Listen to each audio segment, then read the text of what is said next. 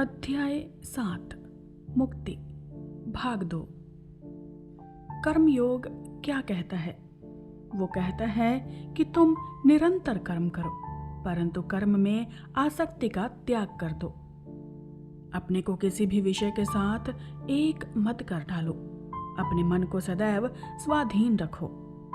संसार में तुम्हें जो सुख दुख दिखाई देते हैं वे तो विश्व के अवश्यम भावी व्यापार हैं। दारिद्र्य, संपत्ति, सुख ये सब क्षणभंगुर ही हैं। वास्तव में हमारे प्रकृत स्वभाव से इनका कोई संबंध नहीं। हमारा प्रकृत स्वरूप तो सुख और दुख से एकदम परे है, प्रत्यक्ष और कल्पना गोचर विषयों के बिल्कुल अतीत है। परंतु फिर भी हमें निरंतर कर्म करते रहना चाहिए। कलेश आसक्ति से ही उत्पन्न होता है, कर्म से नहीं। ज्यों ही हम अपने कर्म से अपने आप को एक कर डालते हैं, त्यों ही कलेश उत्पन्न होता है। परंतु यदि हम अपने को उससे पृथक रखें तो हमें वो कलेश छू तक नहीं सकता। यदि किसी दूसरे मनुष्य का कोई सुंदर चित्र जल जाता है तो देखने वाले व्यक्ति को कोई दुख नहीं होता, परंतु यदि उसका अपना चित्र जल जाए तो उसे कितना दुख होता है। ऐसा क्यों? दोनों ही चित्र सुंदर थे और संभव है दोनों एक ही मूल चित्र की नकल रहे हों, परंतु एक दशा में उस व्यक्ति को बिल्कुल कलेश नहीं हुआ, पर दूसरी में बहुत हुआ। इसका कारण यही है कि पहली दशा में वो अपने को चित्र से अलग रखता है, परंतु दूसरी दशा में अपने को उससे एक रूप कर देता है। ये मैं और मेरा ही समस्त कलेश की जड़ है। अधिकार की भावना के साथ ही स्वार्थ आ जाता है और स्वार्थपरता से ही कलेश उत्पन्न होता है। प्रत्येक स्वार्थपर कार्य और विचार हमें किसी न किसी वस्तु से आसक्त कर देता है और हम तुरंत ही उस वस्तु के दास बन जाते हैं। चित्त का प्रत्येक संपंदन जिसमें मैं और मेरे की भावना रहती है, हमें उसी क्षण जंजीरों से जकड़कर गुलाम बना देता है। हम जितना ही मैं और मेरा कहते हैं, दासत्व का भाव हम में उतना ही बढ़ता जाता है और हमारे कलेश भी उतने ही अधिक बढ़ जाते हैं। अतएव कर्मयोग हमें शिक्षा देता है कि हम संसार के समस्त चित्रों के सौंदर्य का आनंद उठाएं, परंतु उसमें से किसी भी एक के साथ एक रूप ना हो जाएं। कभी ये ना कहो कि ये मेरा है। जब कभी हम ये कहेंगे कि आमुक वस्तु मेरी है तो उसी क्षण कलेश हमें आ घेरेगा। अपने मन में भी कभी ना कहो कि ये मेरा बच्चा है। बच्चे को लेकर प्यार करो, परंतु ये ना कहो कि वो मेरा है। मेरा कहने से ही कलेश उत्पन्न होगा। मेरा घर, मेरा शरीर आदि ना कहो। कठिनाई तो यहीं पर है। शरीर ना तो तुम्हारा है, ना मेरा और ना अन्य किसी का। ये शरीर तो प्रकृति के नियमों के अनुसार आते जाते रहते हैं, परंतु हम बिल्कुल मुक्त हैं, केवल साक्षी मात्र हैं। जिस प्रकार एक चित्र या एक दीवार स्वाधीन नहीं है, उसी प्रकार यह शरीर भी स्वाधीन नहीं है।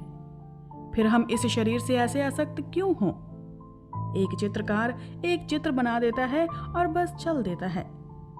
आसक्ति की ये स्वार्थी भावना ना उठने दो कि मैं इस पर अपना अधिकार जमा लूं। ज्यों ही ये भावना उत्पन्न होगी त्यों ही कलेश आरंभ हो जाएगा। अतएव कर्मयोग शिक्षा देता है कि सबसे पहले तुम स्वार्थपरता के अंकुर के बढ़ने की इस प्रवृत्ति को नष्ट कर दो, और जब तुम में इसके दमन की क्षमता आ जाए तो मन को बस वहीं रोक लो। स्वार्थपरता की लहरों में इसे मत बह जाने दो। फिर तुम संसार में चले जाओ और यथाशक्ति कर्म करो। फिर तुम सबसे मिल सकते हो, जहां चाहे जा सकते हो। तुम्हें कुछ भी स्पर्श ना कर सकेगा। पानी में रहते हुए भी जिस प्रकार पद्म पत्र को पानी स्पर्श नहीं कर सकता और ना उसे भिगा सकता है, उसी प्रकार तुम भी संसार में निर्लिप्त भाव से रह सकोगे।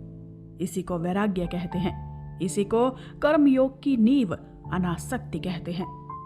मैंने तुम्हें बताया ही है कि अनासक्ति के बिना किसी भी प्रकार की योग साधना नहीं हो सकती। अनासक्ति ही समस्त योग साधना की नींव है। हो सकता है कि जिस मनुष्य ने अपना घर छोड़ दिया है, अच्छे वस्त्र पहनना छोड़ दिया है, अच्छा भोजन करना छोड़ दिया है और जो मरुस्थल में जाकर रहने लगा है, वो भी एक घोर विषयासक्त व्यक्ति हो। उसकी एकमात्र संपत्ति उसका शरीर ही उसका सर्वस्व हो जाए और वो उसी के सुख के लिए सतत प्रयत्न करे। अनासक्ति बाह्य शरीर पर निर्भर नहीं है, वो तो मन पर निर्भर है। मैं और मेरे की जंजीर तो मन में ही रहती है।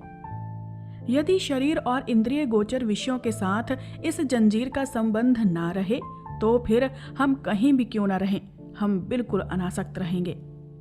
हो सकता है कि एक व्यक्ति राज सिंहासन पर बैठा हो परंतु फिर भी बिल्कुल अनासक्त हो, और दूसरी ओर ये भी संभव है कि एक व्यक्ति चिथड़ों में हो पर फिर भी बुरी तरह से आसक्त हो।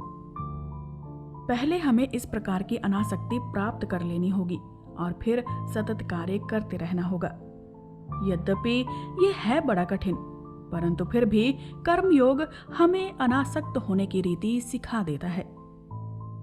आसक्ति का संपूर्ण त्याग करने के दो उपाय हैं। प्रथम उपाय उन लोगों के लिए है जो ना तो ईश्वर में विश्वास करते हैं और ना किसी बाहरी सहायता में। वे अपने अपने कौशल एवं उपायों का अवलंबन करें।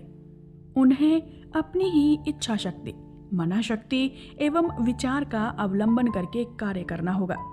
उन्हें दृढ़तापूर्वक कहना होगा, मैं अनासक्त होऊंगा ही। जो ईश्वर पर विश्वास करते हैं उनके लिए एक दूसरा मार्ग है जो इसकी अपेक्षा बहुत सरल है। वे समस्त कर्म फलों को ईश्वर को अर्पित करके कर्म करते जाते हैं, इसलिए कर्म फल में कभी आसक्त नहीं होते। वे जो कुछ देखते हैं, अनुभव करते हैं, सुनते अथवा करते हैं, वे सब भगवान के लिए ही होता है। हम जो कुछ भी सत्कार्य करें उससे हमें किसी प्रकार की प्रशंसा अथवा लाभ की आशा नहीं करनी चाहिए। वो तो सब प्रभु का ही है। सारे फल उन्हीं के श्री चरणों में अर्पित कर दो। हमें तो एक किनारे खड़े होकर ये सोचना चाहिए कि हम तो केवल प्रभु के, अपने स्वामी के आज्ञाकारी भृत्य हैं और हमारी प्रत्येक कर्म प्रवृत्ति प्रतिक्षण उन्हीं के पास से आ रही है। तुम जो कुछ पूजा करो, ध्यान करो अथवा कर्म करो, सब उन्हीं को अर्पण कर दो और स्वयं निश्चिंत हो जाओ। हम शांति से रहें, पूर्ण शांति से रहें और अपना संपूर्ण शरीर, मन, यहाँ तक कि अपना सर्वस्व श्री भगवान के समक्ष चिर बलि स्वरूप दे दें।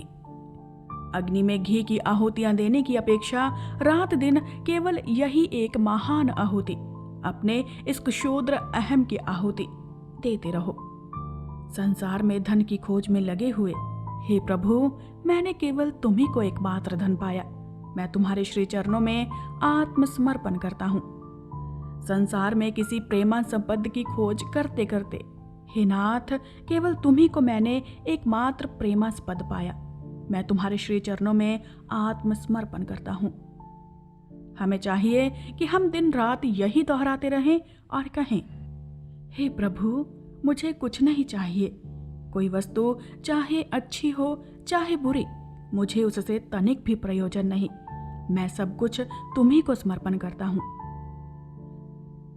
रात दिन हमें इस तथाकथित भासमान अहम का त्याग करते रहना चाहिए, जब तक कि ये अभ्यास रूप में परिणत न हो जाए, जब तक कि ये हमारे शरीर की शिरा शिरा में, नस नस में और मस्तिष्क में व्याप्त ना हो जाए और हमारा संपूर्ण शरीर ही प्रतिक्षण आत्म त्याग के इस भाव के अधीन ना हो जाए। फिर जहां हमारी इच्छा हो हम जा सकते हैं। हमें फिर कुछ भी स्पर्श ना कर सकेगा। चाहे हम गोले बारूद की तुमुल की आवाज से पूर्ण रण क्षेत्र में ही क्यों ना चले जाएं, फिर भी हम सदैव मुक्त, स्वाधीन और शांत रहेंगे।